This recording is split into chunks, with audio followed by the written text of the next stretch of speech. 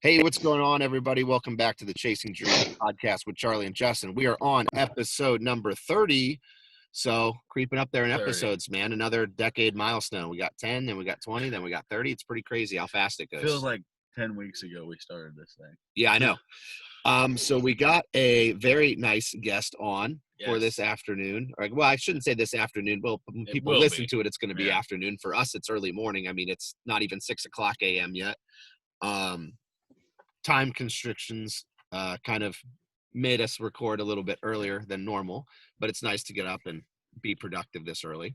Yeah. So to give a little info and a little bit of kind of a history on our guest was actually a double major in marketing and integrated media with a minor in business administration and a certification in social media from Ohio University. That's a mouthful. Yeah. He's the owner of Genaro Graphic Media. Yeah, he's the lead designer for Morphogen Nutrition, which is a company that you and I are both pretty familiar with, a professional photographer. And some of his clients that he does video work and photography work and social media work include Brandon Curry, Chris Githin, Brad Rowe, and countless others. And we've mentioned him before on the podcast. He's the latest addition to the Chasing Dreams team. So welcome to the show, Mr. Nick Genaro. Yes, welcome. Dude, thank you guys for having me, man. I really appreciate it. Well, we appreciate you getting up at 5 a.m. to be on the podcast because I know it's not a super easy thing to do for anybody, let alone get up at 5 a.m., be functional, and then have to record your voice and sound somewhat intelligent. I like to pick this time of the morning to test people's fortitude. You know, I get up 3:30, 4 o'clock every morning. So it's like, let's see what they got. Yeah, I'm usually right there with you at about 4:45. Yes. But again, do the whole work for yourself thing. I'm not gonna lie and say that I haven't done a 10 or 11 a.m. morning once or twice in the past month. But yeah, it's very tempting when you don't have a boss making you to get to work at a certain time. It's very tempting to sleep in. I don't necessarily have that luxury because with clients, and even when especially when it's like school, right. Yeah, the school year, I don't have the freedom to kind of make my own schedule, I guess, or I have to be up for someone, whether it's to go to school or for certain clients. But I like that because it holds me accountable, because I think I would fall victim to sleeping in pretty regularly if I didn't have the option. Right.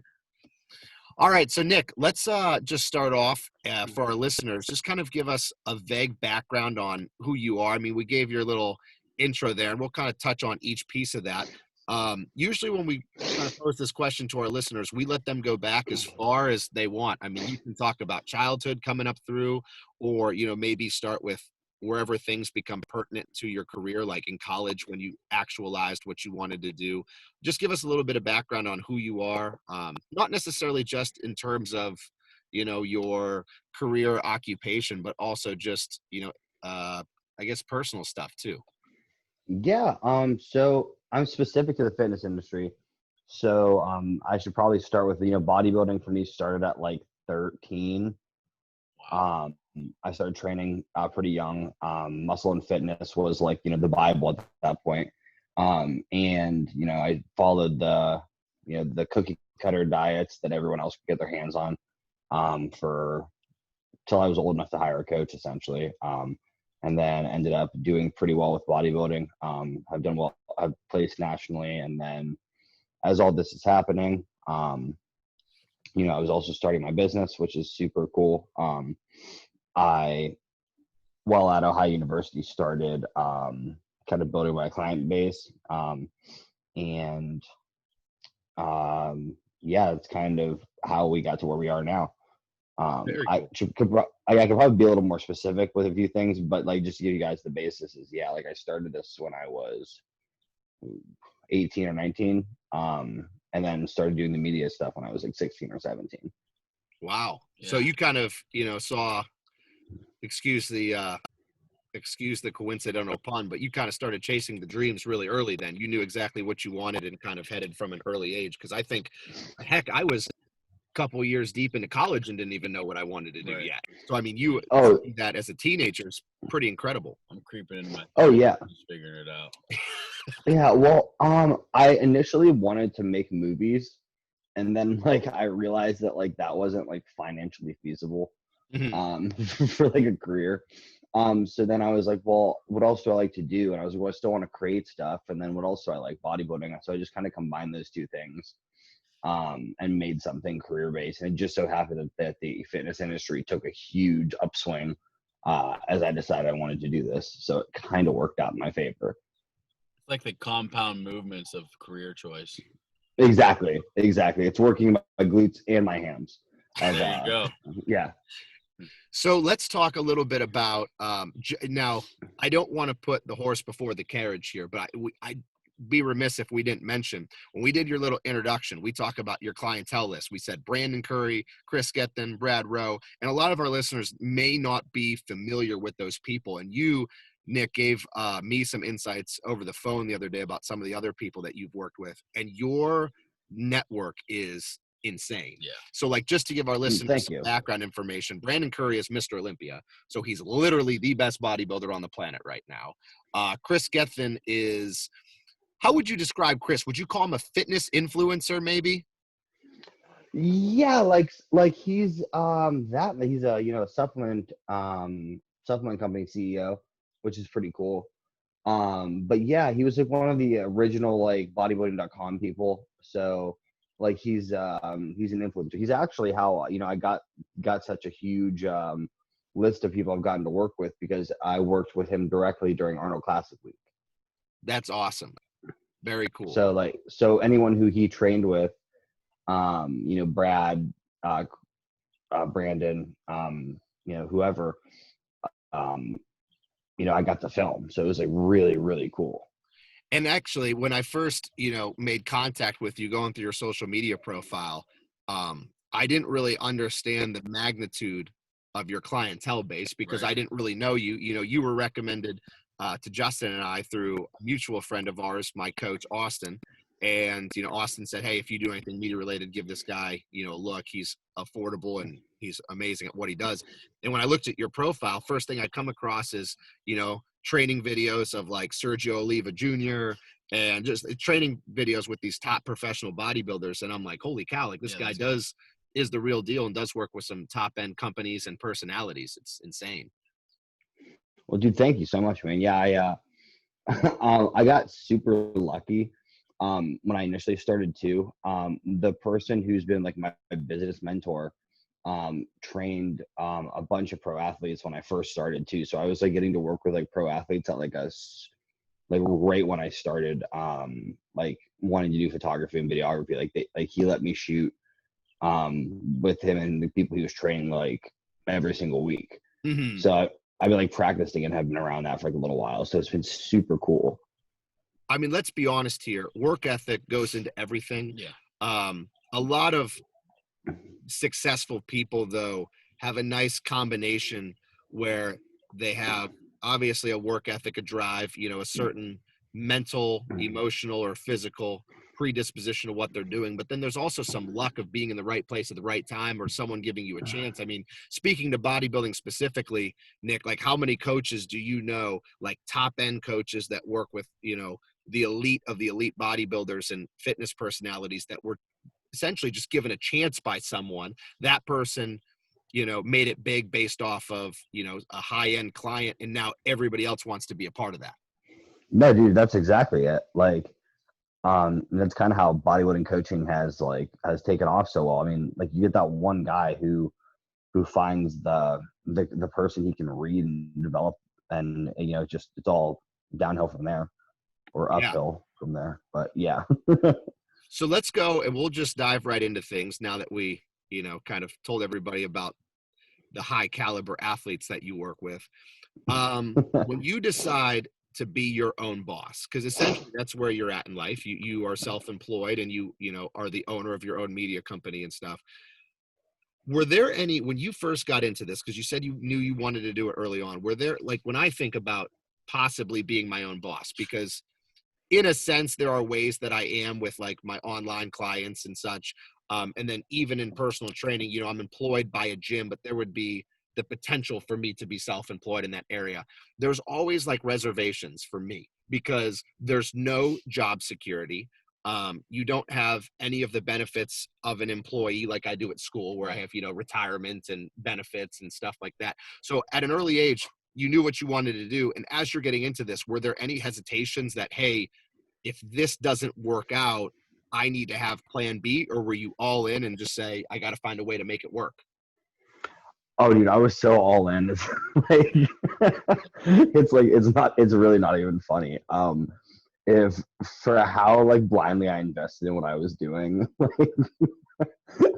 like I was not even like remotely intelligent about it. Like how I did things is not how I would recommend to do things. Yeah, kind of the do as I say, not as I do. Yeah, man. So like quick little like backstory. When I graduated college, I had like a set salary with Morphogen because I started with them my senior year of college. Um, and that was like my only income really. Like I had a few clients that I worked with from time to time, but like income wasn't really guaranteed. But I did have like a monthly stipend or a monthly, amount from Morphogen that they paid me to do, labels and ads, all that stuff. Mm-hmm. Well, after I did like my math, like because I was in Columbus or Athens, Ohio, moving to Columbus, I think I had like $200 left in my budget, like per month, after rent, like when I moved to Columbus. And I was like, well, it's like I guess I can make it work for $50 a week on top of rent. We'll see what happens. Yeah. I was like, well, we're gonna move and see what happens. And then 2 weeks later, I picked up a kind of a big client, and then the week after that I picked up another big client, and then Morphogen brought me on for more hours, and then fast forward 2 years later, and now I'm full time with them. I've gotten to work with some really cool athletes, and I've gotten to really expand my business and what I do. So it's been kind of like things that just happen coincidentally really well for me. I don't know if that's luck. I don't know if that's work ethic early on, but things kind of fell into place really quickly and really rapidly. So I think it's neat how you're pretty self-aware of being put into good positions too, because I think that sometimes people, are real blessed or very privileged to be in specific situations, and sometimes they think that if they admit that, then it's kind of discrediting their work ethic. Like take genetics for example. Like I know some yeah, people don't like being told they have good genetics because they think that it implies that they didn't work hard, or that they don't work hard, and it's like, no, that's not at all. You can work hard and still have great genetics, and that's what gets you to the top. So I think it's nice how you acknowledge, like, hey, I work hard and I'm good at what I do, but I was also put in kind of beneficial situations or opportunistic situations to start, because that kind of got me some traction, and then the snowball effect happens. oh yeah, dude. I mean, when I started, like I said, with how my mentor became my mentor, he was literally training pro athletes out of our small town gym, and I was like, I literally approached him. I was like, hey, I was like, I have a camera. I was like, I was like, looks like you guys are starting social media. I was like, I can help, kind of a thing. I was like, you don't have to pay me or anything, but I was like whatever you guys need, I'll do it. And then they kind of gave me a chance, and then the things just kind of always aligned after that. This is anecdotal, but every single person I've seen, and I don't think that's hyperbole. I mean, I'm literally every person that I've talked to over the course of, my lifetime that is successful or owns their own business or, is financially elite, professionally. It seems like all of them have a common thread of you have to work a lot for free early on, Right? almost to prove your worth, and then that's when everything starts to kind of culminate. Yeah, like I've heard both sides of it. I've heard the if you're good at something, never do it for free. And then I've heard like if you're good at something, do it for free, and then people will pay you. Yeah. Yeah. You know what I mean? But I mean, I that's what I believe in. Honestly, I'm one of the. I mean, I was like, if you're that good, man, find someone who will let you do it for free, and then develop your skills with the person who you're not charging, and then eventually people will pay you. They might even start paying you. The Yeah. person that gives you the shot to do it for free might see your value and see your worth and be like, wait a minute, you ain't going nowhere. You need to No, stay. exactly, and that's kind of what happened with my I mean, again, it wasn't like crazy money, but like when I was working at school, I was working at like the bowling alley at the time, I believe, and really glamorous job. And my mentor was like, how much are you making? I was like, ironically, back to this number, funnily enough, like $200 a week. So, or $200 a week, $200 a month. I'm sorry. And he's like, all right. He goes, I'm going to pay you that so that you can quit this job, that you can actually do something that's beneficial for us, like, and make designs and, you know, take pictures and do all that stuff. So they started paying me like that way, and I was like, hell yeah, man. I was like, I'm making $200 a month doing graphic design. Like that to me was a big deal. And it's very interesting how the mentality, at least for me, how the mentality shifts where here's an analogy I'll give. When I did my first bodybuilding show, I didn't care about placing. I mean, obviously I wanted to place, but I knew that I was getting into a huge show and I wanted to make sure that I belonged. That was the number one goal. I wanted to look like I belonged on stage with the rest of the athletes. And then after that, when I got up on stage, for my second and third show, I wanted to place, top 3 or top 5.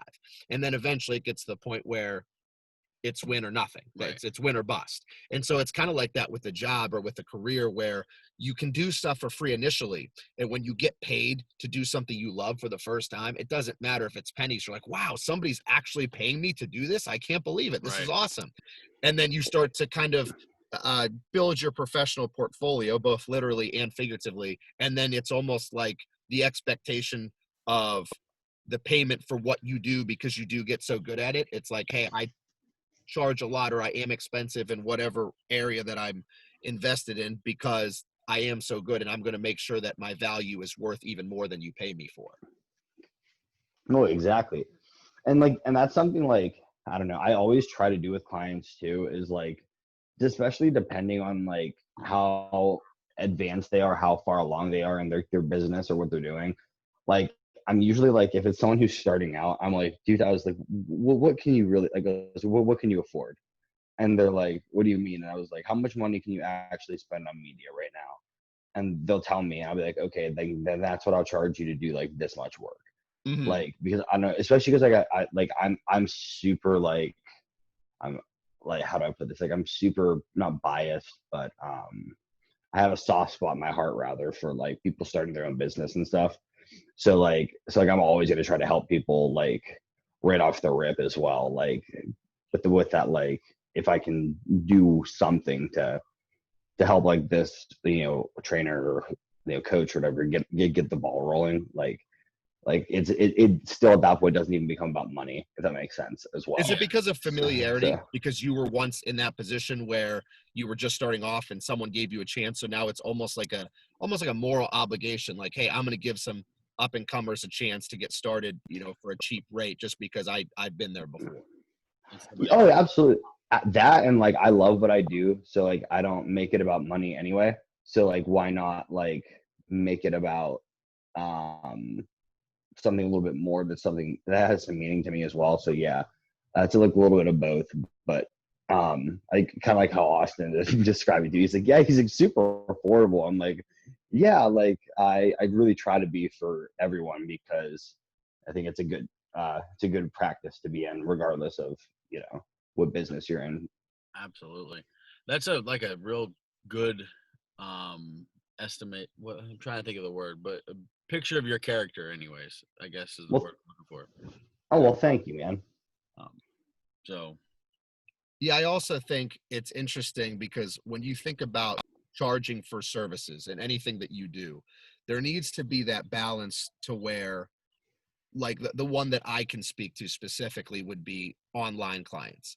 Because with online clients, you obviously want to assume adherence at 100% and assume that people are doing what they're supposed to do at all times, but you're not in direct contact with these people on a day-to-day basis, at least in person, to be able to validate that adherence. So I've actually been told that, certain trainers in especially online trainers said that they got better results from people when they upped their services and their prices drastically. Because then, like, if I'm paying $100 a month for something, that may be expendable income for me and I don't like, I can talk myself out of doing everything on the plan or adhering to it 100%.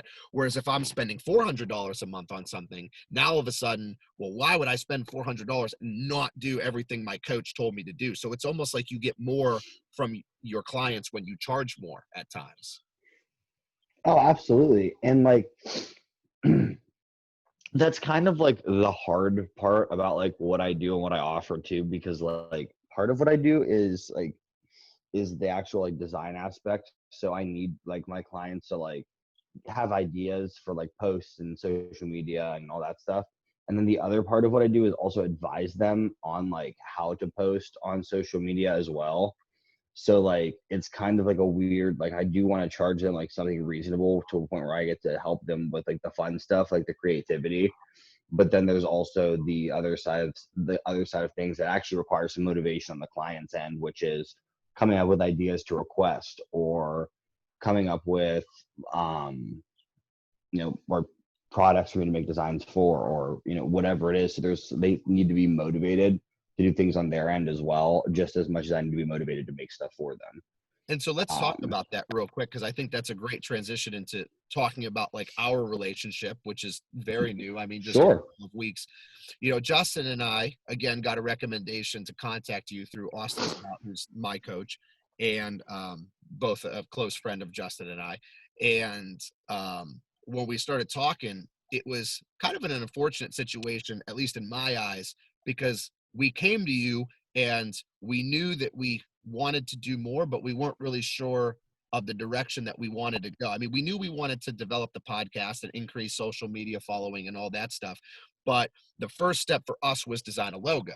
And Nick, when we talked on the phone a couple of times, the three of us, it was kind of like, hey, we want a logo and we want it to match the Chasing Dreams theme, but we have no idea where to start. And the reason that it was unfortunate is because Justin and I kind of felt useless, because it's like, hey, well, what do you guys want? And it's like, we don't know, but we'll know it when we see it type of deal. Is that something you run into a lot? Oh, absolutely, man. It's like this is where I like oftentimes people will tell me where they want to be. And I can like help them get there to the best of my ability. Mm-hmm. Like, so as long as they have like an idea of like what they want to do with something, like I can typically help build a plan to get there. And I'm not always saying that plan is going to get that person to like, the 7 or 8 figure coaching business following or whatever. But the use of like professional media and, professional, you're utilizing Instagram professionally. I mean, it's proven to be pretty effective over the years. So like there are things that, that can be guaranteed. There are things that can't be guaranteed, but does that make sense? Or am I? Mm-hmm. Okay, cool. Justin and I were even reviewing some data beforehand about some of our like downloads and stuff. And since we hired you on and started, it's been very early. Realistically, the only thing that we've done so far is a little bit of promotion with some graphics and our logo, which obviously is a huge step because the logo is the most important. But ever since then, we've seen a huge uptick in popularity and downloads and traffic driving to both of our social media profiles and stuff like that. So those things, they seem trivial for most people, but they really go a long way in optimizing the professionalism of what you do, and then getting some traction as far as traffic to your website or to your social media profile or to your product or whatever it is that you're trying to publicize there. Oh, absolutely, dude. And like you'll see, like, I mean, for lack of better phrasing, like looking professional, like in the media space is like, it's a huge step for a business. Like if you go to like, and I use this as an example, if anyone out there's company does this, I'm really sorry. But like if you go to like a supplement company and like their social media profile has advertisements that look like they were made in like Microsoft Paint. Like, do you remember Microsoft Paint? Yeah. Oh, yeah. Like you may be hesitant to buy their product, but like if you go to their page and it's like super professional and like everything is done like super high end and like looks just like, oh wow, like they must have put a fair amount of money into this, which means that they're probably making money, which means that their products are probably pretty good, which means I should probably try them. Yeah. Kind of a thing. You know what I mean? Isn't it ironic how we associate what we see with what we expect from a company or a product? Like Yeah. looking at a logo, and is it quality? Is it poor? And ultimately, that's what our first assumption is of their business plan and model altogether, is from a visualizing. You know, like if I see, like you said, with the paint, if I see somebody thinking something is paint, I'm like, yeah, you know, I'm gonna stay completely away. You're 100% right on that. Yeah. Well, thank you, dude. Or like another really funny example is like, you know, you'll see like stuff that looks like it was cut out, like copy and pasted off of like Google, like someone like very clearly like typed in on Google, like picture of like this, and then like pasted it onto like into like a document or something.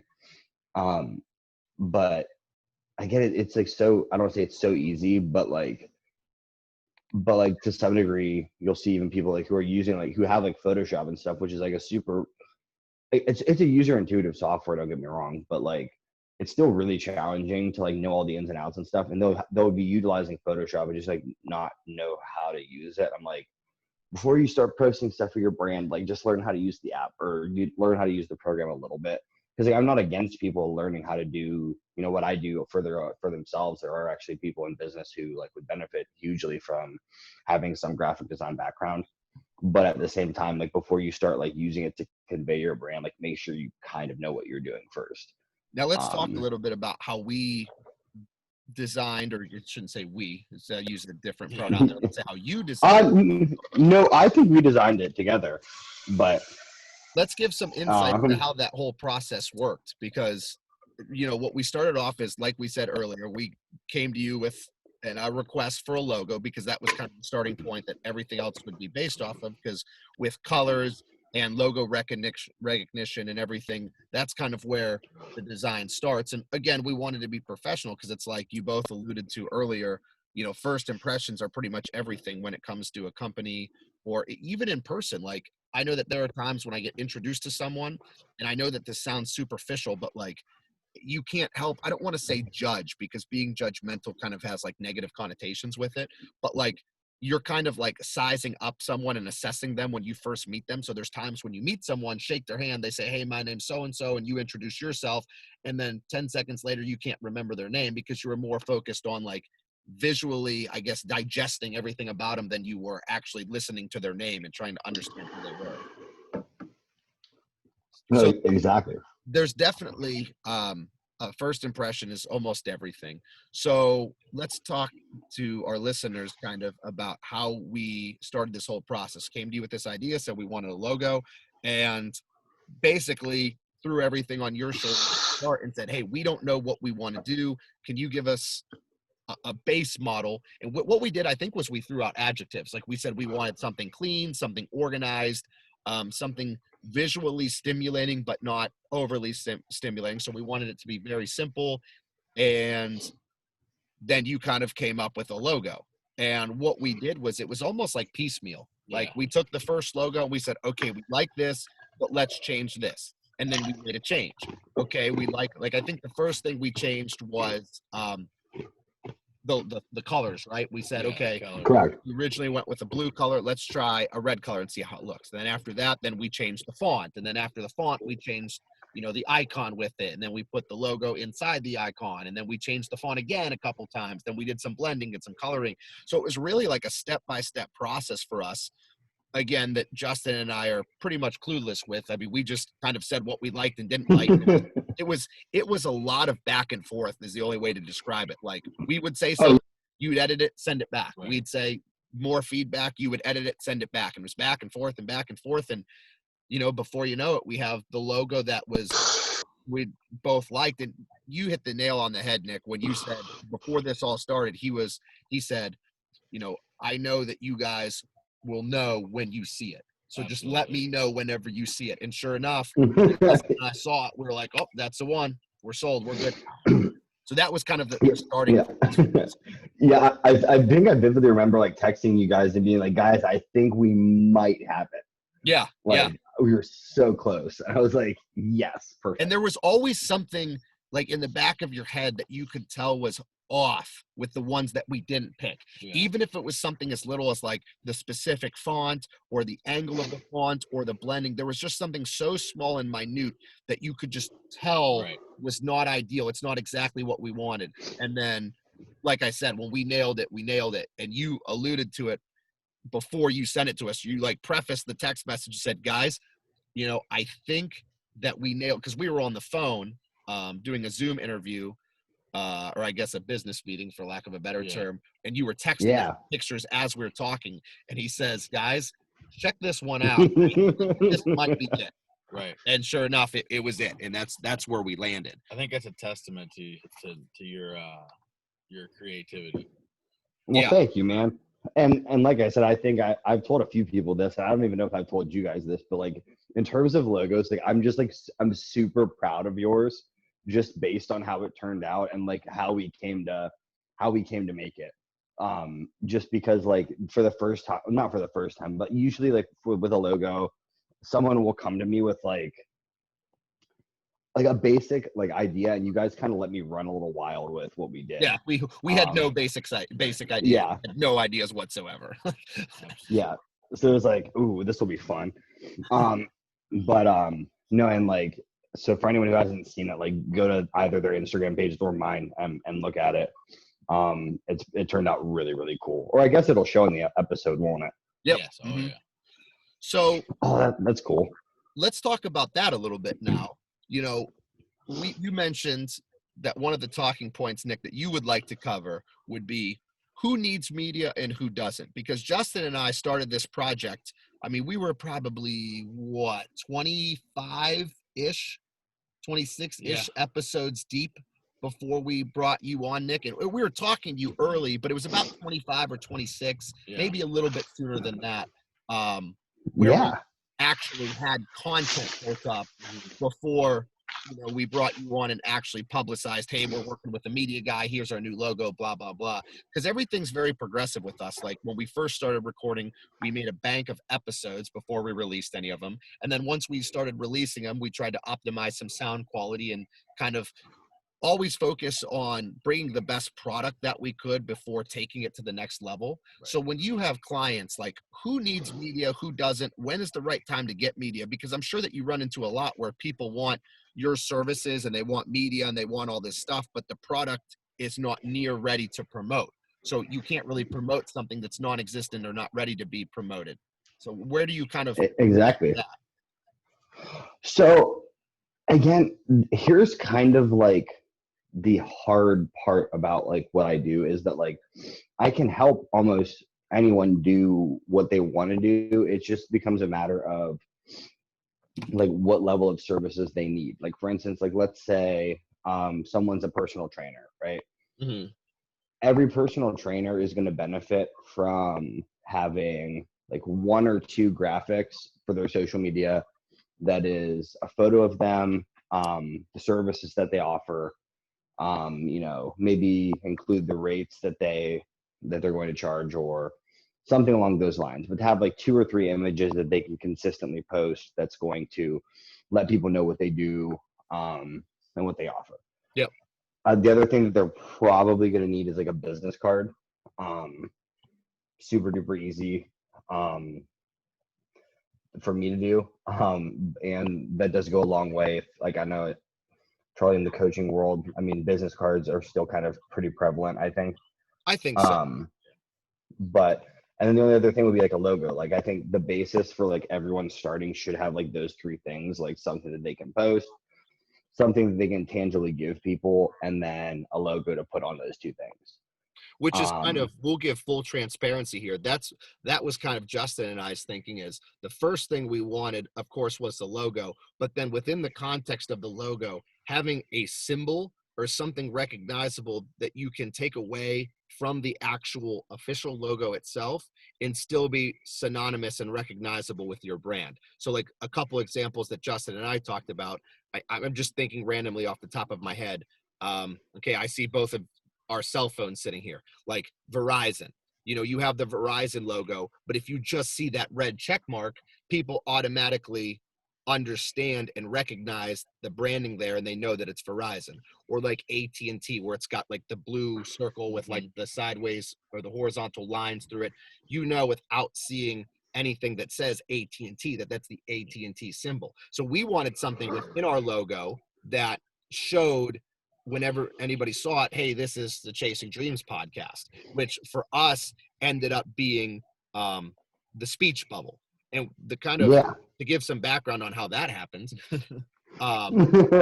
Nick originally came up with the idea of a thought bubble, kind of like, because the original idea proposed was clouds, because when you think about dreams, you know, and being in the clouds and thinking towards the skies, so we had some cloud ideas. Nick, you originally threw out a thought bubble where it was like the cloud with like the circles underneath, like someone was thinking or dreaming of something. And then it changed to a speech bubble, specifically to the podcast, because people are, you know, speaking their dreams into reality and talking. So there's a lot of, I guess, a lot of, I don't want to say subliminal messaging, but a lot of meaning behind these things that people don't realize. And so now we have our speech bubble, our red speech bubble, which looks like the lightning bolt coming down from it. And that is something that we want people to notice, recognize, and kind of connect it with our podcast whenever they see that. So we could just post, eventually get to the point, you know, where we have enough popularity where we could just post that speech bubble without any type of, you know, slogan or wording inside of it, and automatically people know, oh, hey, that's Charlie and Justin's podcast. We're familiar with that. Exactly. I mean, and that's honestly the end goal with any logo, is you want something that's going to, you know, be instantly recognizable. The you know, the Starbucks logo, the McDonald's M, the Nike swoosh. You know, you want something that people are going to see and recognize.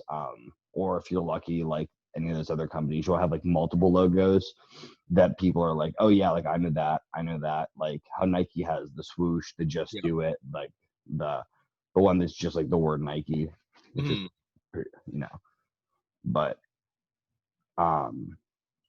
there's like some really good like logo examples too for anyone who's like, I don't know what a logo should be. Those are like the creme de la creme of like people who knock the logo out of the park. Yeah, right. And like I said, we had a huge uptick in popularity just when we started doing that. And I think that it has to do a little bit, I'm not sure if self-respect is the right term, but understanding that you have a specific degree of professionalism that you need to maintain and put out when you're doing something. So I'll give a couple examples. During high school football, one of my teammates who was in the same position as me, his name was Carlos, and he was like the $1 million game guy, like, you know, gloves and a visor and looked like $1 million, like looked like he was going to play football. And we always used to like give him a hard time and say, man, you get, you know, $100 worth of gear and $10 worth of catches or something like that, you know, just messing with him. Absolutely. And he would always use this slogan that has stuck with me for the entirety of my life. Like he told me this when I was 17 years old, and it's never left me. Carlos would always say, if you look good, you feel good. If you feel good, you play good. And you can't argue with that. So like there's a certain degree of professionalism that comes along with doing things the right way. And when you start to take your business professional, I guess, in a sense, and when you start to look at it as a job and not a hobby, then all of a sudden your mind shift kind of changes and you start to excel at everything you're doing, and the quality of the product that you put out turns for the better. And another example that I can use was I was talking to Aaron Singerman the other day about our podcast, and the number one recommendation that Aaron gave was, he said, make it look, sound, and feel professional before anything. He was like, you can get top end quality guests and you can get, you know, a ton of publicity, but in the grand scheme of things, it's not going to matter if the product isn't sustainable long term because it lacks professionalism. So you want to make sure that everything, the product that you're putting out there, is as good as it can be. Because Justin and I, honestly, Nick, we were at a crossroads because one particular episode we talked about not being sure which direction to go. Do we go the route where we focus on the product? Because in theory, you could have a fantastic product, but if people don't know about it, it's going to slowly gain popularity. Or do we go the route of trying to get as much traffic as humanly possible and then focus on optimizing the quality of the product? And it seems like the more people we talk to and the more we've experimented with this, quality over quantity seems to be the way to go. And since we've focused on the quality of our podcast and our logo and our branding, it seems like the quantity of our listeners has just happened organically in and of itself. So we've kind of covered both grounds there just by focusing on the one. Oh, absolutely. And like, that's like the other thing that I think is like super cool, and like that I've tried to like explain to people too. But like, you know, if you are showing that, like, I mean, people know that like your graphics or your videos or your photos or whatever you use, like most people can recognize that that stuff isn't free. So if they see that you're willing to invest in your business and yourself, like, then they're more willing to give you, you know, their business as well, because they can see that, okay, this is something that this person is taking seriously. Like, they're putting time, effort, and money into whatever it is they're doing. Like, it might be something that's worth me checking out. Oh, for sure. Kind of a thing. That's kind of what Justin and I did. We had one particular episode where we gave full transparency, and we said, this is what our plans are for this podcast moving forward, because we felt almost like you owe it to your listeners to let them have a little bit of insights as to what's going on behind the scenes and how seriously you're taking it. So we talked about Justin and I having, you know, quote unquote, a business meeting where we sat down, developed a Google Doc, and we put basically all of our plans, like tentative schedule of guests. We had due date for certain items.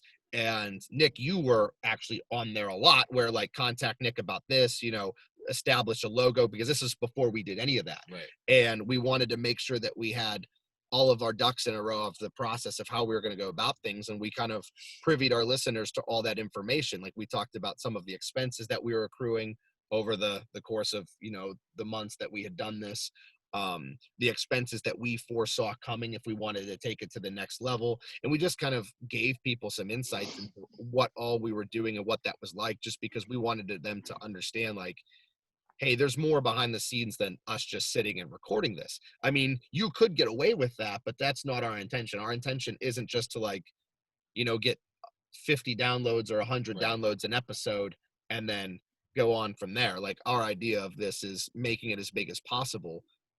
You know, where the ceiling is for that, we don't know, but the only way to get there is to invest time. It's like the old saying, you got to spend money to make money. And we have come to grips with that. We understand it, and we're just letting people understand, or, you know, see what we're doing on our end too. Absolutely. And the more we focus on our quality, the bigger the audience can become, which also in turn, the ultimate goal is to help affect change in people's lives. So the bigger the audience, the bigger the following, the more people that we can reach that need to hear these people, you and all of our other guests and everything else that people have to say. That's how we're going to push that message along. So that's why I'm all in. And I think that social media is a good, not necessarily just social media, but having a media person like yourself, Nick, in general, is really a good place to start for most people who are trying to grow their brand. Because if you look at it in some regards, there's really no ideal starting point, because it looks like a circle that you can't jump into. Once you jump into the circle and go around the track, around, it's good to go. But it's hard to jump onto that track and get started, because one thing is predicated on another, and it turns into what came first, the chicken or the egg. Like, an analogy that I can use is coaching, because, you know, I've done it for most of my adult life. So when you're coaching a sports team, everything is predicated on winning games. So you have to start winning in order to, you know, have job security and to get buy-in. But the only way to win is to have buy-in. So it's like I got to win in order to have the community support and the players behind me, but I have to have community support and the players behind me in order to win. So it's a situation where something has to give first. So naturally with Justin and I, it seemed like, okay, well, we want to focus on quality to get more listeners, and we want to get listeners to drive traffic so then we can get higher quality. And it just seemed like the correct place to start was to, hey, let's, you know, get some branding out there so people understand what we're about and they recognize us, because not only is that going to drive traffic, of course, but it's also going to adhere to making a more professional product. Oh no, you know, you really hit the nail on the head, like 110%. And that's kind of like the other like cool, like kind of cool thing too about like utilizing media to some degree too, is it does show your intent, like with your business. Like you can kind of, you know, let people in on like the various facets of what you're doing, just by like educating them and by being in constant communication, like what you said a little slightly earlier about like letting your listeners know like what your plans are and stuff. I think that in terms of communication is huge and super beneficial, just in the manner in which you guys did it, let alone how you guys have continued to like increase your lines of communication by like opening up the Q&As and stuff. Mm-hmm. Like you guys are like honestly crushing it in terms of like social media and like engagement with the people that you have listening to you, which is super awesome. And it's funny you say that, because when the three of us are having this conversation, I feel like our current state are like the three of us could not be on more different playing fields when it comes to that stuff. Like yourself, Nick, being a professional, and this literally is your career, social media, and everything that you do. For me, obviously not a professional, but I've done it for a long time, but I don't have any like training in it, just kind of like self-taught and what it seems to work for me as far as like getting people to view my page and to promote products like training services or whatever. And then actually Justin is kind of a baby in the sense that like when we first started training together, Justin and I, about a year ago, well, a year and a half now, it's been a while. It flies. Justin didn't have, did you have Instagram? I mean, it was there, but I didn't know how Didn't to use it. And you just started a Twitter since we've known each other. So he was kind of in his infancy stages of really being introduced to social media as a promotional tool. No, I mean, you had it for personal reasons, for but fun. not like, hey, I'm going to try to promote myself so people can see what I'm doing to either motivate people or to network with people or whatever. So I think it's interesting how the three of us are on completely different levels of that, despite the fact that all three of us are heading in the same direction of trying to like get better at social media, if that's such a thing, I guess, getting better. So what do you see, Nick? Here's a good question that I thought of as we've been going about this, because Justin, myself, and you've been talking about like all the things to do right and all the things that people should try to look for as far as when to get social media and how social media can help you, and how someone who specializes in graphic design can help you with that social media. What are some of the negative, not necessarily negatives, but what are the things that people do wrong? Where do people miss the boat with this? Like when you see people who have a good product, let's say I'm a great trainer, I have, you know, quality clients, I have a ton of information that I can give people. I'm really well thought out and scientific with my approach to things. I'm just an all-around great trainer, but my following and my clientele base isn't what it needs to be because I'm screwing up on the social media or the lack of promotion or whatever. Where do you see that people commonly mess up with this stuff? Whether it's from the graphic designer side or from the trainer's side or fitness person side. At that point, you know, it's just a matter of not investing in themselves or not investing in like the professional like level of content that they would need. Like eventually, like you do hit a point where like you do need professional content, whether it's photos, videos, you know, designs, whatever, and just not making that investment or trying to do things in like the cheapest way possible tends to bite people in the ass a little bit. It once you kind of have something that's a little more professional, like it's never it's never hurt anyone, if that makes sense. Like, so it's kind of a hard line to walk, 'cause you don't want to tell people, "Oh, use my services, you'll be successful, I swear." But you kind of do have to tell people that, like, they do kind of need to show themselves in a more professional light. So by not taking yourself seriously, and by not taking your business seriously in a manner that you want to show it off seriously and professionally, I think that's the first mistake people make. I'm so glad that you said that, because coincidentally enough, I remember back when we first started this, Justin, 30 episodes ago, one of the things that we talked about was, hey, if we're going to do this, now there's a heightened sense of accountability here. Absolutely. Because if Justin and I are doing a podcast trying to promote people chasing their dreams, working towards self-mastery and self-improvement, working towards inspiring others, if we're promoting this and telling people, giving people suggestions and interviewing guests that are, giving advice, we have to have the highest degree of accountability, because people aren't going to take us seriously. Using the term you said, Nick, investing. If we don't invest in ourselves and show people that we walk the walk and don't just talk the talk, then our podcast instantly loses pretty much all credibility. I agree. That's been something that's been huge for us this whole time, is making sure that whatever it was, we put 110% into that area. So if it was training, because that's part of it, is we talk about health and fitness and bodybuilding and weight loss. We have to put 110% into that. And now we're moving more into the business side, where we have to focus our time on growing this craft, this thing out of just an idea. Mm-hmm. And now we're have to put all of our eggs in this basket, and we don't have the, so I guess we don't have the knowledge to do the graphic stuff, or the pictures, or the audio, or any of any of the graphic or the media. That's why with Nick, having you as part of it, to me, that's us putting in this 110%, because we knew that we had somewhere we were lacking, so we had to bring somebody on board that isn't lacking. Yeah.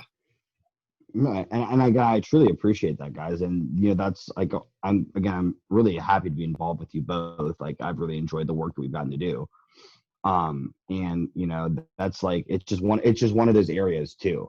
Like, for instance, if you're an online coach or personal trainer, and you don't know the most effective way to perform a bicep curl, like, I would recommend maybe like paying for a course to learn how to do a bicep curl before you hire somebody like me.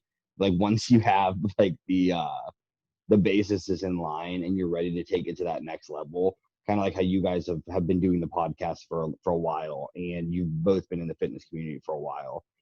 Like, you guys have kind of earned your stripes there in terms of like what you're putting out there. Now it's like, okay, now it's kind of time for me to show people, like, hey, I'm taking this seriously. Like, take me seriously now.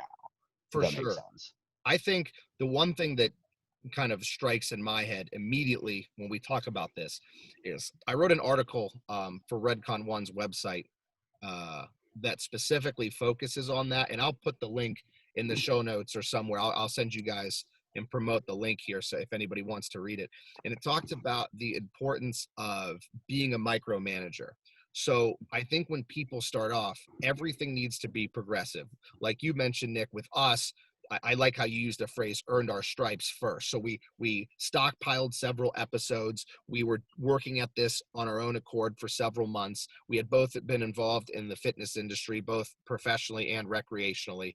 And we started building it. It's kind of one step at a time. Sometimes I think that people, and this is not just in fitness or in podcasting, this is, kind of an analogy for all parallels of life. I think sometimes people get so hyper focused on the end goal that they're never going to get there. So the saying that I hear is, most people overestimate what they can do in a day, but they underestimate what they can do in a year. So it's one thing for Justin and I to say, hey, we want to do this podcast and we want to make sure that we eventually have a $10 million contract with Spotify like Joe Rogan just signed.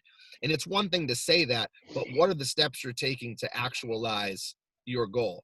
And here's, in one of the articles I wrote for Redcon's website, I actually mentioned trying this, and I don't know if it was the same article or not, but I talked about trying to do this little exercise. So if you're listening at home, I want you to do this because I think that it would kind of open your eyes a little bit. Get out a piece of paper, and on that piece of paper, write down what your number one goal is, or 2 or 3 goals. Maybe it's professionally, maybe it's recreationally, maybe it's something that you'd like to do in regards to your family, maybe a financial goal. Write down 1 or 2, ideally just one specific goal that you is almost like the pinnacle of what you want to achieve or what you've wanted to achieve for a long time. So if someone like me and you, Nick, want to be, a professional bodybuilder, write that down. Or for Justin, if you want to lose X amount of pounds and do a triathlon, write that down. So whatever your specific goal is, write it down on a piece of paper. And then I want you to separate the paper into 3 columns, just like with vertical lines. In one column, I want you to write today. In one column, I want you to write this week. And in one column, I want you to write this year. And I don't want this to be preemptive in saying what you're going to do. I want it to be reflective. So in the today column, I want you to write everything that you did today to work towards that goal. And then in the week column, write everything you did this week to work towards that goal. And then in the year column, everything you've done in the last year to work towards that goal. And I think that most of the time, people will realize that they really didn't take small steps on a regular basis to get towards their goal. They want to do these big things, but they're not micromanaging the day-to-day tasks every step of the way to eventually get there. And I think that when you do this exercise, no pun intended, you look and see, oh man, I really haven't been working towards my ultimate goal. Because it's one thing if Justin and I say we want to make this podcast work, but ultimately it boils down to once a week recording.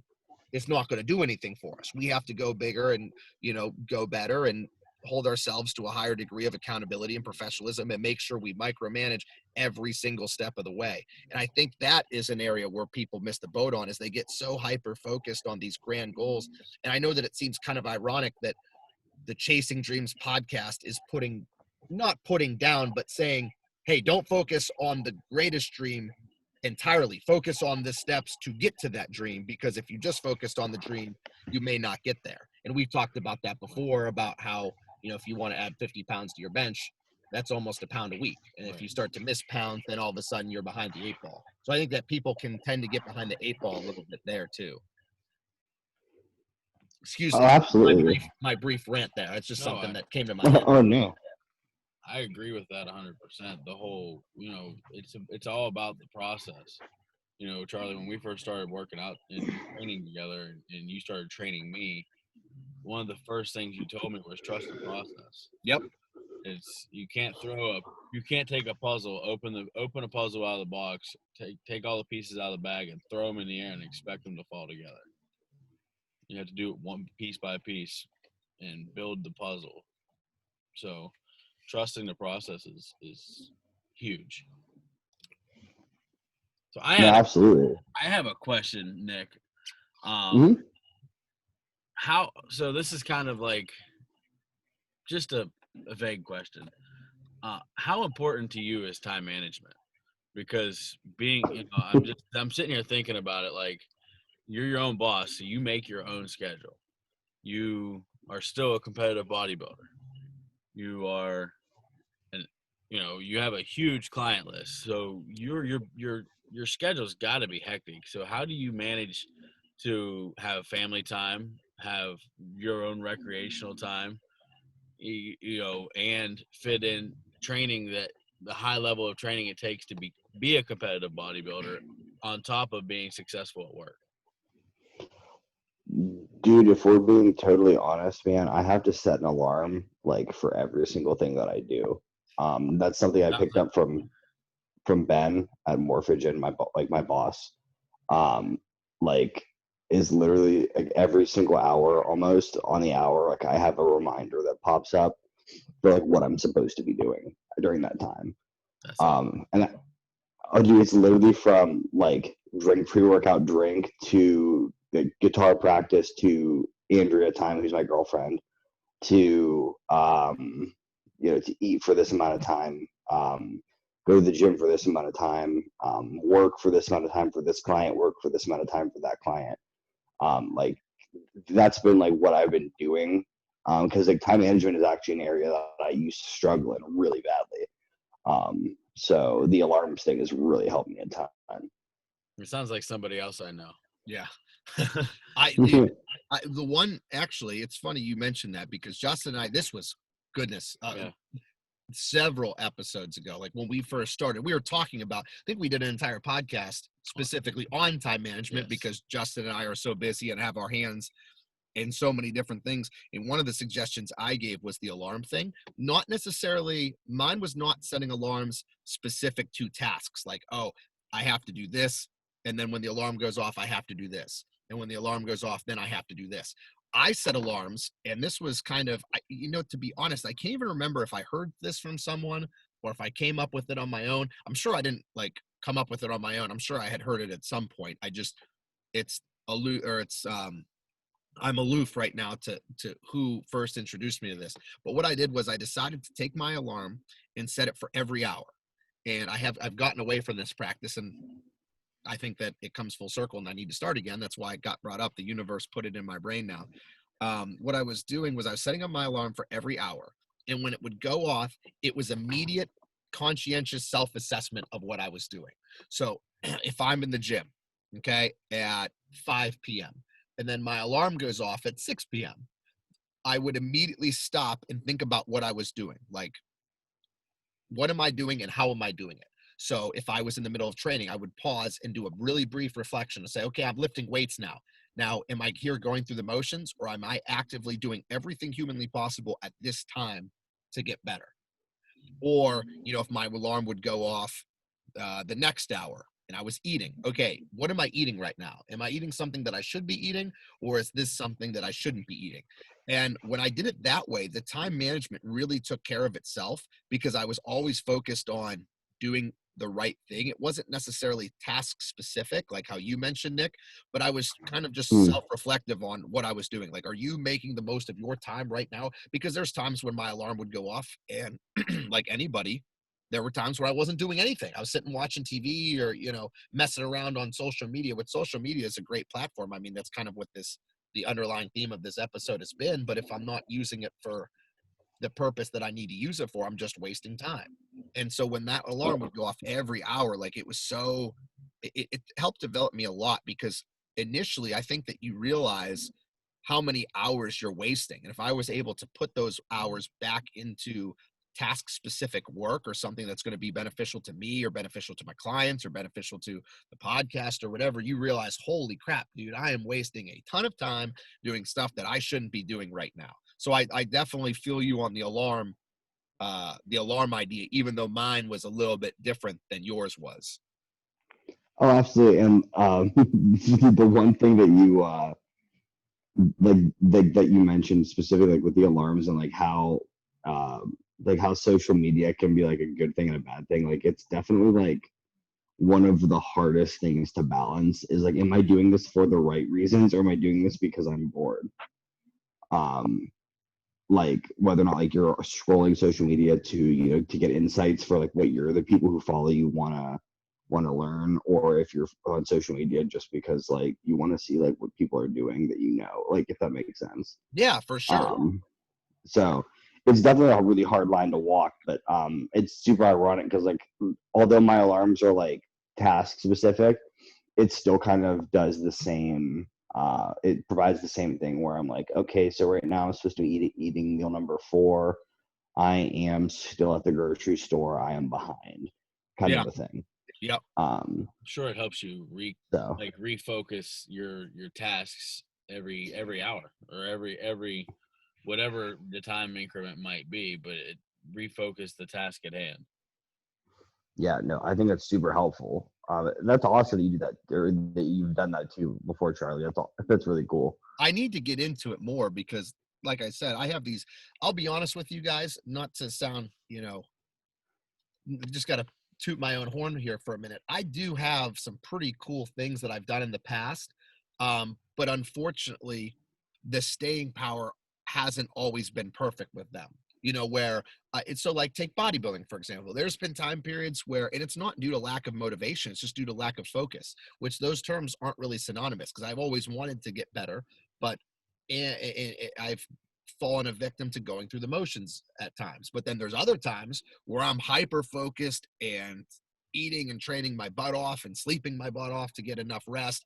But then sometimes I spread myself thin because I have so much invested in other areas that, like, my training takes over, like training other people takes over, or family time takes over. And not that I ever stop doing what I'm supposed to do, but I stop doing what I'm supposed to do the way that I'm supposed to be doing it, which is very, very, very different. Especially, I mean, the three of us know firsthand, specifically with training, when you are lifting or running or doing whatever type of athletic conditioning you're involved in or vested in, if you aren't doing it the way it's supposed to be done, you might as well not even do it. Honestly, you're just wasting your time. Or hurting yourself. Or yeah, very true. No, I agree. And that's something I think you and I have discussed this too, Charlie, but especially with the whole coronavirus thing, like I have not been the optimal bodybuilder like the past 2 months. And we kind of discussed that, where it's been like, man, it's one of those things that's super hard to get back into it too, like once you've been off the train for a little while. Yeah. Like, so, but like you do fall victim to, but not even like the ebb and flows of it too, but especially like with bodybuilding, I feel like it's something that, like, it's really, really, really hard to be 100% perfect all the time. So you kind of like, I feel like everyone goes between like that 98% perfect to like down to like the 80 or like 75 or 80%, then fluctuates back up to that 89% perfect, and then fluctuates back down as as your goals shift throughout the course of the year. I think that the key is to make sure that when you do have that down regulation and perfection, like you said, when you go down to like 75% doing the right thing and 25% doing the wrong thing, when you have those moments of down ticking, or whether it's motivationally based or situationally based, I think it's important to be pretty self-assessing with it and being honest with yourself and recognizing that you can't always blame extenuating circumstances. Like, so let's use the coronavirus as an example. Like, not lifting was obviously the main thing. Now, it would be very easy for me or for anybody else to say, oh, I'm not lifting, so I'm not going to give this 100%. And then say, oh, it's not my fault. Like, because everybody on social media, myself included, was vocalizing your, disdain for this whole coronavirus. Oh, it's killing my gains and killing my progress. But the coronavirus has no impact on my sleep. The coronavirus has no impact or very minimal impact on my nutrition. It has no impact on my supplementation. It has no impact on my mindset and motivation and my mentality. It has no impact on my ability to get some form of physical exercise and productivity in. It has no effect on time management. So it would be very easy for someone to say, oh, I'm not being a good bodybuilder because of coronavirus. But I think that you have to look very, very, I guess you have to be very honest with yourself and with a high degree of, self-assessment, and say, hey, this is actually partially my fault that I'm getting out of this. And you need to be real with yourself. And it's okay if you are. Like, if you are in that situation where you're saying, hey, I'm not doing everything I'm supposed to do, that's awesome that you recognize it. Well, then fix it. And then hopefully those periods of where you're going backwards because of your own fault, hopefully those periods become less and less, where, I fell off the bandwagon and went down to, like you said, Nick, 75% of the time, or I went to 75% perfect, and now I have to get back up to 85% perfect. How do I go about that? But I think that overall, people just need to hold themselves accountable and not blame other people or other situations for why they haven't been the best bodybuilder lately, or why their podcast hasn't been as professional as it could be lately, or why you haven't lost as much weight as you want to, or you haven't done this, you haven't done that, because it's very easy to blame other people and say, hey, I was doing what I could, but this and this happened. It's not my fault, you know? No, exactly. Especially like when it's something like bodybuilding, like I have a really easy time explain like for myself being like, hey, like you're not being perfect right now, like, and just kind of accepting it versus like beating the shit out of yourself and like getting upset with yourself because you're not doing like I said, like Charlie, when you're first swing teaching and you've got 100 other things going on and like you can't even squeeze in an extra meal, like you're not gonna beat yourself up over the fact that you're working on your career a little bit too. Like it's one of those things where it's like, okay, like this is another area that's super important to me, so I need to put some focus here. Don't worry, bodybuilding still going to be there, but I need to focus on this, or I need to focus on the podcast this week, or vice, or whatever it is. Well, coincidentally enough, I feel like every time we have a guest on, we bring up these talking points and these discussion points. And now that we've had, you know, a pretty lengthy history, I guess, for considering ourselves still new at this, a podcast, we've covered a lot of topics. And it seems like every time we have a guest, we bring up a specific topic. And Justin and I can always go back and say, hey, we talked about that on a specific episode. And I feel like we've hit on that before. Yeah. You know, Oh, nice. so Yeah, I don't know. I think it's one of those things, like where some people have an issue like understanding like being a victim of the circumstances or making your circumstances a victim of you, if you will. Like if you try hard enough, you can do most things correctly, but like you're still not able to get, if you're doing more than one thing, you're still not able to give more than one thing 100%. Like, yeah. like if you're doing bodybuilding and working, like you're not going to be able to give work 100%. You're not going to be able to give bodybuilding 100%. Mm-hmm. At the same exact time. Like you can only give things like one thing 100% at a singular time. So don't be afraid to like not be the best podcast host for 20 minutes while you know what I mean, Mm-hmm. while you get a meal in, like, because you physically couldn't do it. I'm sorry to interrupt you. It goes right along with what you're saying. One of the best pieces of advice I was given personally, that was specific to my situation, was from a buddy of mine, Lee, who I've coached both his sons. I've trained both his sons for years. And he told me, you can't always be in combat mode. And what he meant by that was I was always full go and 100% into everything.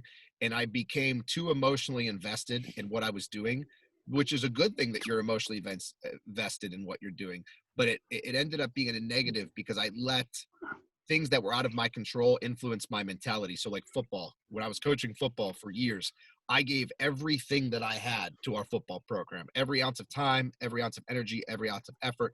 So when we would lose games, it would destroy me and I would let it eat at me. And I would, I would obsess over the film, and I, would go back to the drawing board and look at our training and say, what are we doing? What can we optimize in our training? Like it was great to have the accountability that I thought that I could control everything, but it ended up crossing over into every area of life where I was constantly trying to give 100% to everything. And he told me, like, Charlie, you can't be in combat mode all the time, because it's like, the cliche of burning the candle at both ends. And you don't really understand that you're doing it sometimes until people point out, like, hey, dude, you're trying to do too many things and you're spreading yourself thin, which is what I was running into, because I was, with online clients and personal clients at the gym, and being a teacher and being a bodybuilder and being a coach. Like it was almost like I was so focused on giving 100% to everything that there's only a 100% of you. You don't have 500% that you can give 100% to 5 different things. And even Justin, to your situation, not only with the stuff that you do, but even within the scope of your training, where, we've had a lot of discussion and back and forth, and you've kind of battled in your own head. What do I want to do with my training? Like, I kind of want to do, because initially you started off with endurance sports. Right. Like, I want to be a triathlete. And then it kind of shifted a little bit to, now that I'm doing more and more strength training, maybe I want to get into physique development.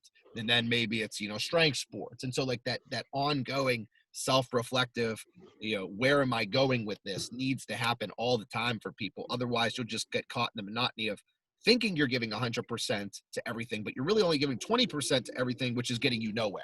Right. And you do the same thing year after year, I think. Yes. I fell into that early on into my journey where I still don't know exactly what it is I want to be. You know what I mean? What I want to do with the fitness world, because I'm finding new things that I enjoy every day.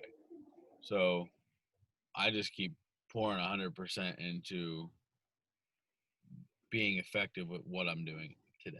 Yeah, and that you have to be a micromanager, because I think that if you try to go too broad with things, it ends up being it's like what's the old saying, like a master of none, but like where you're skilled at multiple things but a master of none, or whatever it is. So I think that to connect the dots here with this whole little mini rant that we're going on, that's why I think it's important to, like we mentioned earlier in the episode, get someone like Nick to kind of outsource your responsibilities. Not that you don't have time for, but that maybe you don't have time for, or maybe you're not good at.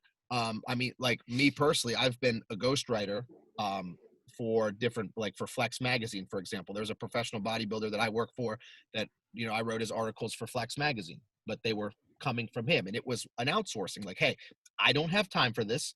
You're a very good writer. I like your work. You write these articles for me. And I don't think that there's any shame in having people do what you're not good at or what you don't have time to do. Not that we're just like throwing money at people to help with this podcast, because we don't have a lot of money to financially invest in it. But like you said, Justin, we saw a gap. This is what we need to do to fix the gap. Let's look into some graphic design and see someone that can help us. Supplementation. Yeah, it's a supplement. Yeah. A good way to put it. So bringing Nick on was you're a very important supplement there, Nick. Like vitamin C. I was just gonna say you're like the vitamin D of the podcast, so we appreciate that. With Total War, but the Total War is definitely a vital supplement. Any type of pre-workout's a vital supplement for someone like Justin, who, to give you some context of us adhering to our non-negotiables, because one of the non-negotiables that Justin and I have is episode every Saturday, whether we record on that Saturday or record before and release it on the Saturday. We will post an episode every Saturday, as long as humanly possible. And this is an example of us adhering to that. Contextually speaking, I was on my way to meet with him so we could meet together and start the podcast and give you a call, Nick. And I text him probably 4:45 maybe. It was about 4:40 in the morning, and I said, hey, Justin, on my way to meet you. Are you there yet, or do you want me to text you when I leave, or when you can leave, or whatever? And he sends me a picture of the spot that we meet at, and he's already there. And he says, been up since 1:30 on a fire call. He said, I'm already here. Don't worry about it. Wake me up when you get here. So like, that is definitely another example of someone who has a hectic time schedule, but needs to find ways to make it work. Right. Whether it's hiring people. I mean, to use another example, I think I've told this on the podcast before. I had one lady who was a short-term personal training client, where the goal was to start her on a weight training program, a strength training program, train her for a couple weeks, and then release her into the wild and let her do her own thing, because I've taught her enough and she's learned enough to where she can do it on her own. That was the goal. So we did that. Well, then after a couple weeks of being on her own, she texted me again and said, hey, I'd like to do a little bit of training with you again. And I said, okay, like, do you feel like it's time to switch out the workout that you've been doing, like the program? Like, do you want to learn new exercises? And she said, no, I just want to work with you on Wednesdays. Said, okay, what's your rationale? Because I don't want people to hire me just because they have extra money, because who can just have extra money to throw around for no reason? Certainly not us. And she said that what she wanted was she needed someone to be there on Wednesdays, because Wednesdays are leg days, and she would train before work. So her and I would train at like 5 a.m. and I would just go in before school. Well, she hated legs. She hated training legs. So what happened is she kind of got in this rut where Monday she was good, Friday she was good, but Wednesday she would make excuses. She would say, "Oh, I'm too tired," or "Oh, I don't feel well," or "I'm sore." And she's like, "If I have you at the gym waiting for me on Wednesdays, now all of a sudden there's a higher degree of accountability because I can't just leave you at the gym, so I have to show up." So I think that being a very honest with yourself and noticing the gaps that you have in anything you do is ultimately going to lead you to filling in those gaps with other people, because it doesn't matter what you do. Everything is a team sport. Life Right. is a team sport. I mean, being that the three of us do individual things, like Justin, as an endurance athlete, and then Nick, you and I as bodybuilders, it doesn't matter that those are seemingly individual sports because people call them individual sports. The team aspect is enormous with anything you do in life, but especially things where you're trying to be successful in. I mean, yeah, especially like you talk about endurance athletes in general. Yeah, there isn't a ultra marathon runner that doesn't have a huge team behind them. Mm-hmm. You can't set out to do 240 miles in the Moab Desert and not have 20 or 30 people to support you along the way. So I mean, even the, like you said, seemingly individual sports or individual things in life, it takes a team. That's why they say it takes a village to raise a family. It takes a village to raise a kid, because it does. There is no individual anything. Mm-hmm. Not if you plan to be the most successful you can possibly be at that particular subject. And that was kind of what led us to bringing Nick on to the team, was saying, hey, we give a lot of effort to everything, and we give a lot of effort to this podcast. And this podcast is not worth giving effort to if we're not going to take it all the way. Like if Justin and I are going to do a podcast at 50% capacity, 80% capacity, 90% capacity, what's the point of doing it? Right. We need to give 100 or as close to 100% as we can. Otherwise, we're just spinning our wheels. There's no sense in meeting and doing all this like note taking and contacting guests and doing the work that goes into it for 30 listeners Right. every week. Like, we're going to do this, we're going to do this correctly. And like, Nick, I'm sure you can attest to it, like in regards to like your training, for example, where you go through periods where you're just going through the motions. And I feel like Justin and I, for a while, even though we took it seriously and thought we were taking it seriously with the podcast, we're just kind of going through the motions, where we would come up with ideas and they were great ideas, but we wouldn't follow through. We'd say, hey, let's work on getting our sound quality fixed, or hey, let's get this guest on the podcast. Okay, I'll talk to him. And then we end up not talking to them for a couple weeks. And so I think that you just have to, be able, in order to be able to give 100%, you need to figure out what you need to do in order to be able to do it. You can't just say, I'm going to give 100%. You have to kind of systematically map out what needs fixed and how you're going to fix it. And you, Nick, for us, was you were the way that we were going to fix some of the efficiencies that we had, more or less. Oh, thanks, guys. That's awesome. It just feels good to be able to help somebody too, like in a similar field. Like it's always a positive experience that like when you can find a client and work super well with them. Like that's always a big plus in my department, and one of the more enjoyable parts of my job. Yeah, for sure. And I think that's kind of a mutual discussion point for the three of us, is not that we're, necessarily a group of three Mother Teresas here, but like, we do like helping people. That's right. Genuinely why we do what we do. I mean, myself with training, yourself with, your media. Ultimately, that's why I became a teacher. I mean, Justin is a volunteer firefighter where he's putting in as much hours as anybody and not getting paid to do it. There's literally, I mean, even with teaching, at least I'm getting paid, and training, I'm getting paid. And Nick, with all your stuff that you're vested in, you're getting paid. I mean, Yeah, volunteerism is the highest sense of. That's the reason I did it, is to help people. Mm-hmm. I've looked my whole life for an avenue that I can affect change in somebody's life, and finally found it. That was the impetus for the podcast. Yeah. Justin and I would talk on the track, and we had some really good in-depth, either like religious or spiritual or professional or training specific conversations. And one day Justin said, you know what, we should start a podcast because I feel like we could help people. So the helping people was kind of common ground that you and I originally became friends, and then eventually got to the point where we're publicizing it and trying to help people as much as we can through here. So moving on to the next thing, before we kind of wrap up here, Nick, because I feel like we can talk all day because there's so many things that we want to cover. So to bring this back full circle, to talk about yourself, I know we touched on it earlier about all the things you do. Let's say that some of our listeners want to get in contact with you and discuss some of your services. Can you outline for everybody, just do, whether it's 5 minutes, 10 minutes, I mean, you can take as long as you want.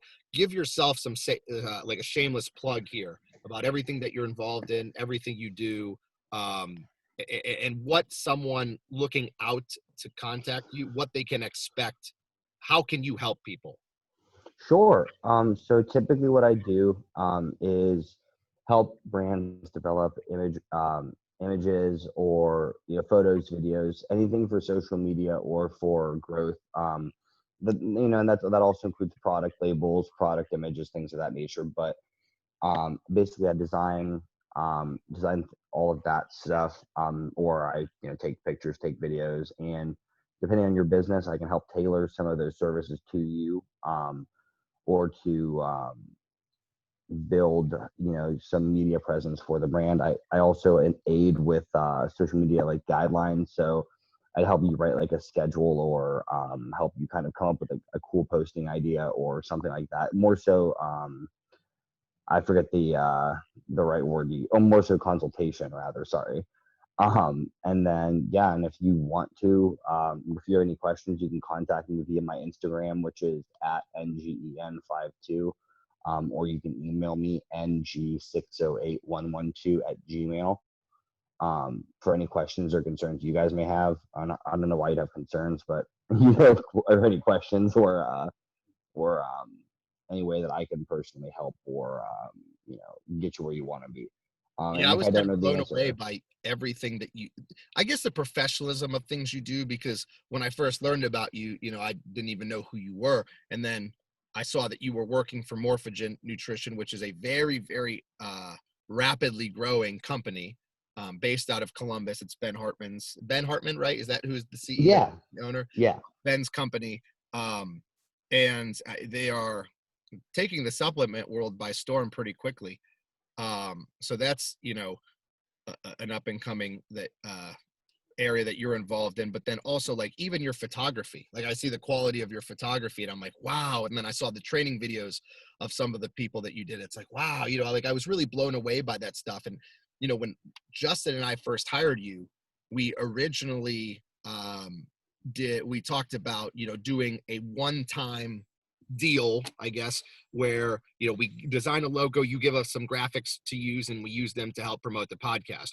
Well, now seeing how much you can help us, because you're very well versed in all these different areas, like Justin and I want professional photos done and stuff like that, that's training videos, whatever it is.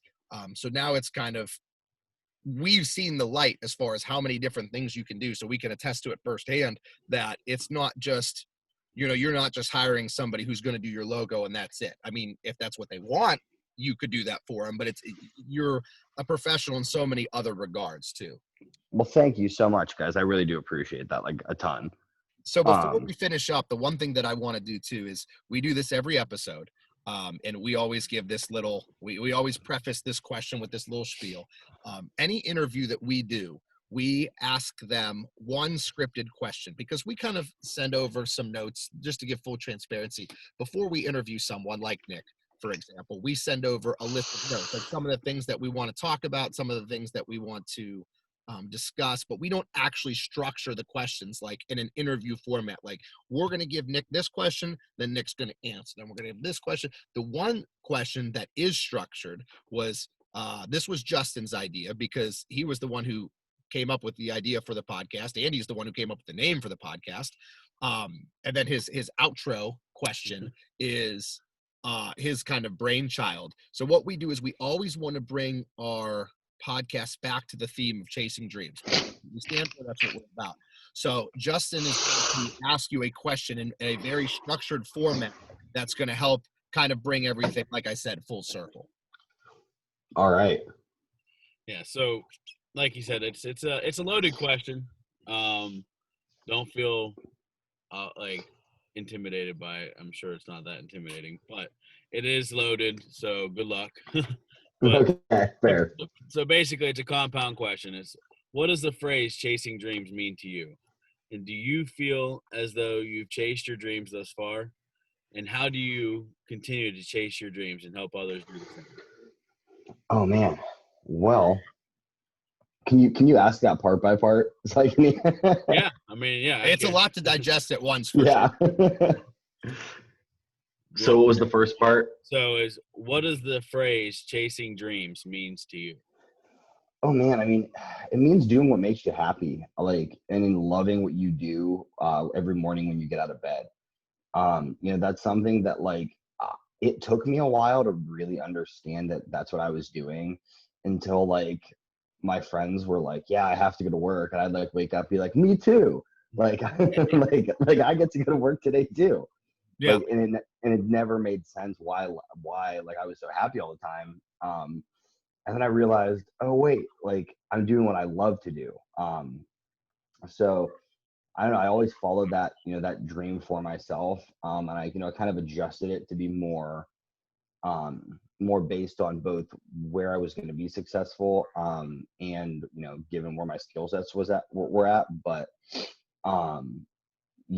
I kind of adapted that dream to be something that I could chase, and something that I could do every single day. And I'm really proud to say that I've been able to accomplish that for myself. A lot of our listeners use the word happiness and doing what makes you happy, that phrase. And it seems pretty consistent as a theme when we interview people. Like me personally, I had a very myopic view of what success and dreams meant. Usually it's correlated with, financial success. And then I look at it and I say, regardless of financial with their current standing, I feel that I am successful in what I do because I like what I do. And anytime you do something, obviously you want to make money doing it, but at the same time, getting into a particular field, what the likelihood of you having a certain degree of financial independence is. So like when I became a teacher, I knew exactly where my ceiling was as far as income goes. Now, whether or not I support that with other alternatives like, the coaching and the training and the online training that I do. But going in, so you can't always measure success off of tangible values. It has to be, can't be always be quantitative. It has to be happiness. And I feel like all of our guests have said that. I agree. Every single one of them has said something about happiness. Oh, well, yeah, that's kind of, that's always the, and for me, that's always been how I've based a majority of what I do off of, is like, does it really make me happy? And if it does, then I just kind of do it. I know that's like a very like weird way to, or not the weird way to live, but like a very odd thing to hear too, where it's like, oh, does it make you happy? Then do it. But if it's something that I enjoy, I tend to make it a priority. Yeah. So that's the answer to that one. All right. And then so the next part is, do you feel as though you've chased your dreams thus far? Yeah, dude. I mean, aside from I always joke that I'm a sellout because I could have made like really cheesy documentaries and stuff with what I wanted to do. But but yeah, I kind of, to be fair, my dream kind of adapted over the years, from, making the next Jurassic Park to like making fitness videos. But I'm still kind of doing what I love to do, which is creating. So to some degree, yes, to some degree, no, if we're being completely honest. But in terms of what I get to do every day, like I said, I feel incredibly blessed and incredibly lucky. Like to be able to do like what I'm doing for people and for myself is like super huge. Plus, like, I mean, if you were to ask me when I was like 13, like what my dream job was, I'd be like, to watch TV all day and like do whatever I want. I mean, I don't, but like to know that that's an option is super nice. Like to do whatever you want kind of a thing, and like work for yourself, and to kind of be your own boss. That's definitely been like the other portion of my dream that I gotten to follow as well. Awesome. So, and then to wrap up the question is, how do you continue to chase your dreams and help others do the same? Oh man, I mean, I quite frankly never think that I am good enough or I am going to be good enough. It's that I'm sure you've heard of it, that imposter syndrome kind of thing, where it's like you're never like as good as you want to be, or you're like, or you don't feel like you're not right in the place you belong, but like you're like, this couldn't possibly be happening to me, kind of a thing. But I relate to that a lot. Yeah, dude, it's weird, right? Yeah. I can relate to that I've lost 227 pounds, and I still find myself, my wife tells me at least once a week we'll be at the grocery store, or at the bookstore, or wherever, and somebody else will be coming down a particular aisle that we're going down, and I'll kind of turn sideways to make myself as small as possible so they don't have to squeeze past me. And she's like, "Stop, you look stupid." Because in my head, I feel that imposter syndrome, right? Where I feel like I'm still that 526-pound guy that takes up the whole aisle and has to squeeze in a normal grocery store aisle so two people can pass. Yeah. So Man. I understand the imposter syndrome part completely. Absolutely. And like, dude, I mean, that's definitely, in and of itself, challenging, but the other end of that too, I mean, and the other part of it too is, being a positive influence for other people as well, which I feel is something you also do. Thank you. Of course, dude. So wrapping up now, two things we want to finish with. Foremost being again, let's reiterate just for our listeners where you can be contacted at. I know you gave your contact info earlier, but just one more time in case people didn't get the opportunity to jot it down and aren't going to go back and try to find the exact timestamp where you gave your information. So wrapping up one more time, can you give some ways that people can contact you if they are interested in your services and just want to kind of do like some consultation work with yourself? Absolutely. So my Instagram is at NGEN52. And my email is ng608112 at Gmail. All right. And then the final thing we have to do is, of course, like every episode, we're going to give a shout out to our primary sponsor, Beast Mode Baking, Shannon Nora's company. Shannon was a former guest that we had on the show who ended up sponsoring us, so we're thankful for her. Beast Mode Baking aims to bring the highest quality, creative, and of course, delicious baked goods to your home with nationwide shipping. All orders are pre-order in order to be packed fresh and ship them out as soon as possible. They offer flat rate shipping of $15 due to the size and weight of the cookies and doughs. So if you are interested in Beast Mode Baking, you can give Shannon a visit, and her Instagram is at snor13. That's at SKNORR13. And you'll be able to access the link to the website in her bio, and she also has all of the pictures of the delicious baked goods, which I've actually had clients at the gym ask me about. Yeah. So they are listening and they are interested in ordering from her as well. So thanks, Nick. We appreciate you joining us, man. I mean, it's I feel like this is obviously a new relationship in a sort, but I feel like we're getting to know each other professionally and socially a lot better, and things seem to be heading in the right direction for all three of us. Yes. Absolutely. Like I said, I feel like we can continue this call and then just like turn off the recording and be like, all right, so what are we going to be doing for the next design or the next thing we're going on? Right on. But all right, guys. Well, thank you guys again for having me on. I really do appreciate it. And like I said, I always look forward to working with you guys and all the stuff that we do. So let's get some stuff rolling for these next couple of weeks too. Awesome. Sounds like a plan. All right, guys. everybody. So with that, we have come to the end of another episode. This has been the Chasing Dreams podcast, episode 30. So I'm Charlie with Justin and Nick, and we will see you guys next week.